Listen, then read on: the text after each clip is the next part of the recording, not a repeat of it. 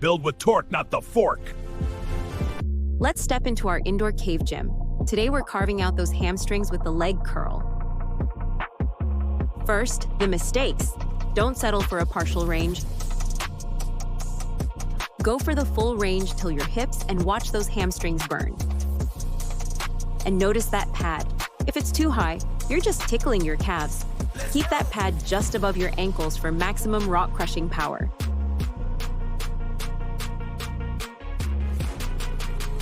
Keep your hips planted. If your butt starts lifting like a pterodactyl taking flight, you're doing it wrong. Stay grounded. Stay strong. Stop the rushing. Speed is for outrunning a saber tooth, not for your reps. Focus on controlled motion to really feel that fire in your leg.